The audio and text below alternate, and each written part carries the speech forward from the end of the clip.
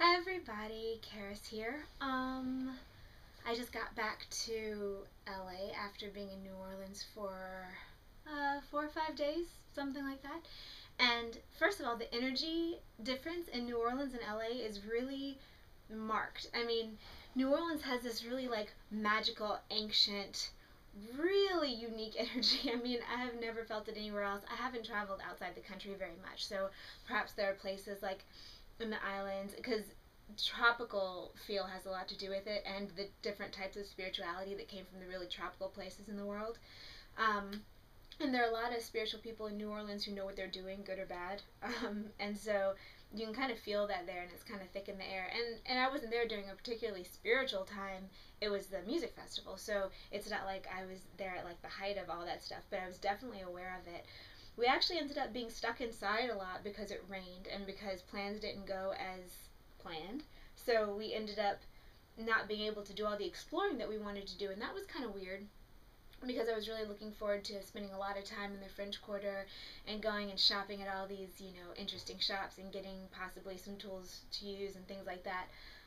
But nope, didn't get to do any of it, which was weird. And then last night on our flight back, we got to the airport super early, and we waited and waited and waited, and then our flight got delayed slash canceled. We didn't know what was going to happen for like 2 hours, and then they ended up taking, because our something was wrong with the wing, so it couldn't get up to altitude and stay up at altitude to go all the way from New Orleans to LA. So we ended up going lower and dropping off in Houston, I think Houston, Texas, and then going next door to the next gate, hopping on another plane, and then flying out to LA. So rather than getting here at like 8 p.m., we got here at about 2 a.m. So that was different. And then our cab driver didn't know where our house was. So my sister was in the back seat, and we're both, half asleep, just trying to tell him where to go, and it was all confusing, and he was all mad, and we were all exhausted, and it was just this crazy thing. Which brings me to my topic for today, which is how to accept the gifts and inconveniences. And this really takes me back to when I first had my spiritual awakening in undergrad, because it was so novel and so different, and I had no idea what was going on. And for a while I was really scared, and then I discovered that actually there wasn't that much to be scared of, because anything scary that happens, you can kind of deal with it, and there are tools to use. And that generally it's all perception anyway, and you don't actually have to be afraid of anything.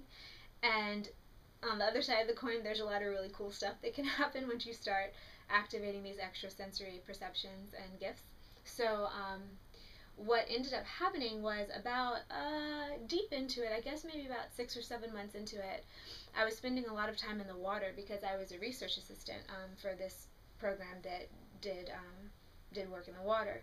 And first of all, being in the water a lot does something to your emotional field, obviously, because water is the energy of emotion. And also, I think something about intuitive abilities, when there's a lot of water, it's a little bit easier to kind of navigate, probably because of the emotional link there. And so I remember just being so in the present moment a lot. And this is before I really knew anything, um, any work on it, or any people who speak of it or lecture on it, and spiritual teachers who teach about being in present moment awareness. I had just kind of stumbled upon it because there was so much cool stuff going on in my head and outside of me, and synchronicity, which I didn't know really what it was, and all this kind of stuff, that I found myself just in awe, like all the time. I mean, there was a pool that I would work at while I was doing the research assistant thing, and there was this palm tree that grew in the middle of the pool. I think it was like a little island or a little peninsula that came into the pool, and there was this great big palm tree growing there. And I remember so many times I would just stare at this tree during times where, between tests or whatever, and I would just be like, "You're gorgeous! Like, this tree is just the most amazing tree." And it was really just a palm tree. I mean, there was nothing special about it. It was a big palm tree, and most of them that you see are tall and skinny, and this one was like shorter and thicker. So it had a lot going on, and it was an interesting tree, but it wasn't like glorious, amazing, for any logical reason, extra beautiful tree. But when you're really, really present, it's like the beauty and everything is just a lot easier to perceive. Um, and so I remember just being taken by the beauty all around me all the time. And also the thing which is coming back now, the reason for doing this video is I remember always feeling whenever there was a inconvenience, whenever something went wrong. I mean, I was rear-ended by a police officer one time and all this other crazy stuff that went on as all this amazing stuff is going on as well. And when there is an incredible inconvenience like that, because really it all is inconvenience. I mean, you can get as upset about it as you want. It can be like, oh, well, that's kind of off the track of where I was planning to go. Or you can be like, oh, God, and I, you know.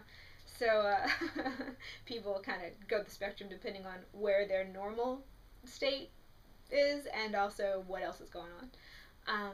So when an inconvenience does happen, it's not exactly what you think it is if you're on a track of presence and if your goal is to ascend and essentially become enlightened, right? Because that's what we're talking about here. And what you do is realize that, of course, you're not going to plan in inconveniences in your life. And all inconvenience means is that it wasn't going the way that you wanted it to go. And goodness knows if the way that you wanted it to go was the best way for it to go anyway. It was just the way that you decided that you would opt to go.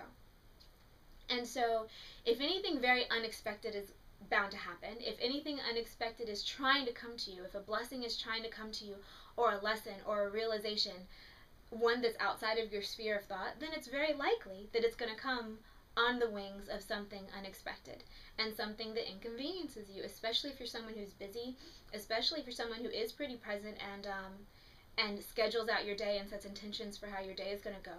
And so I would recommend that rather than always setting intentions about exactly what happens, set intentions about how you're going to feel and where your energy state is going to be. And that way, it can come any kind of way. You don't have to earmark it, you know. Like, say you're trying to manifest joy or abundance or whatever. You can just say that you want those feelings to course through you, and then they'll come with whatever happens. A lot easier. And so anyway, when an inconvenience comes, what the best thing to do is, as far as I can tell, and what I've started doing again, as you can hear from all this inconvenient stuff that's been happening, is to say, okay, well, something unexpected is happening, and I don't believe in coincidences, because I don't, and I know that a lot of you guys don't. Some of you do, but a lot of you do believe that there's some type of intelligence governing stuff. And so if there's no such thing as coincidence, and this isn't going how I thought it was going to go, there has to be a reason. Where is my lesson? Where is my gift? Because a lesson is always a gift. Sometimes they don't feel the best, but also that's still perception. So if you can look for the gift and then really get down into the present moment and really pay attention. I mean, I think that the delayed flight last night, one of the main reasons might have been to get me into yoga, because I haven't done yoga in a few weeks. And in the airport, I was so stiff and just tired of sitting there for so long on the layover that I kind of went into a corner of the airport and just did some yoga. And afterward, I felt so good, and I remembered why I love yoga so much, even though I hadn't been doing it for about a month or so.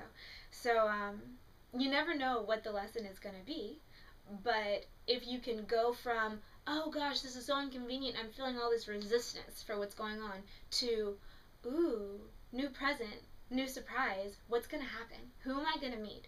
What am I going to see? What am I going to learn? What new thoughts are going to come into my head that would not be there if I hadn't had this experience? What book am I going to see on this shelf and pick up? What billboard is going to hold the words that exactly answer what I was thinking that I would never have noticed if I'm not stuck in traffic or something like that? So, since so much is happening now, and since there are so many transitions going on, there are likely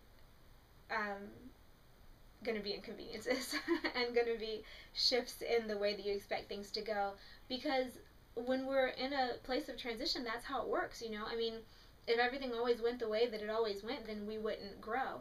And yeah, sometimes you can grow for the sake of growing, but a lot of times at the state that most humans are at right now, we don't just say, I want to learn a new skill today and enhance my soul and do something totally unexpected. So let me look around and see where my heart's pulling me to do something totally out of my routine.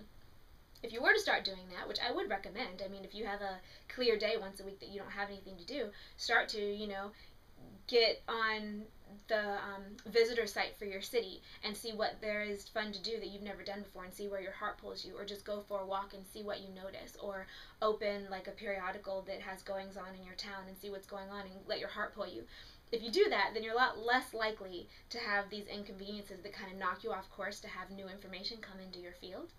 But everyone's not going to do that, of course, and you can't do it as often as you might need to or whatever. Everyone has a different kind of level of experience there.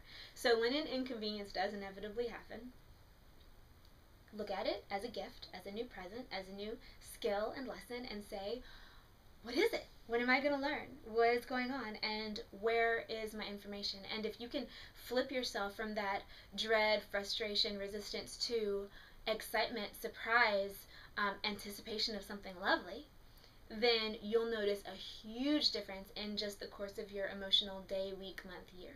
So that's what I have for you today. I will work on it. I hope that you work on it too. And I think some really cool stuff can happen, because a lot of times gifts try to come to us, but if you're not in the right place to accept it, it can't come. Well, it can come, but you won't get it. So anyway, that's that, and I'm thinking I might post a lot of videos today because I'm going to be out of town from tomorrow until next Tuesday. So I'll probably record some stuff while I'm gone, but I won't be able to post it, and I've got a backlog right now of things I want to be telling you. So expect some stuff today. But anyway, I will talk to you soon. Take care.